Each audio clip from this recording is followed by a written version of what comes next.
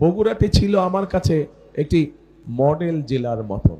কারণ একটি মডেল জেলার মতন কারণ আমি সবসময় চিন্তা করতাম যে বাংলাদেশের 63 জেলাকে কিভাবে কোনোদিন যদি আল্লাহ সুযোগ দেয়, কোনোদিন যদি আল্লাহ রহমত দেয়, তাহলে ওই 63 জেলাতে বাকি যে 63টা জেলা আছে বগুড়া বাদ দিয়ে, সেই 63 জেলাকে কিভাবে সাজাবো, এই কাজগুলো আমি বগুড়ায় করতাম।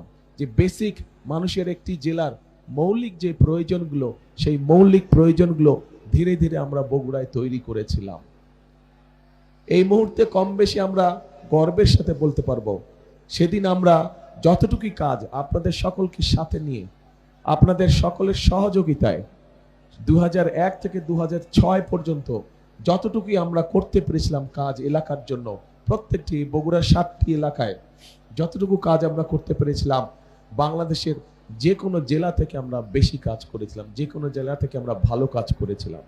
এবং সেজন্যই আমি এটাকে মডেল জেলা বলে থাকি। এটি আমার নিজের কাছে মডেল, কারণ এই জেলায় একটি মানুষের, সে যেই শ্রেণীরই মানুষ হোক না কেন, মোটামুটি যা কিছু প্রয়োজন চলার জন্য সবকিছু কিন্তু বগুড়া শহরে আছে। মোটামুটি সবকিছু কিন্তু বগুড়া শহরে আছে। খুব বেশি ঢাকা শহর বা অন্য জায়গায় যাওয়ার প্রয়োজন হয় না কিছু কাজ ছাড়া। কিন্তু অনেক জেলায় আছে কিছু হলেই তাদেরকে চলে যেতে হয় ঢাকায়। আলহামদুলিল্লাহ, আল্লাহর রহমতে বগুড়ায় আমরা সেই ইনফ্রাস্ট্রাকচারটা গড়ে তুলতে সক্ষম হয়েছি।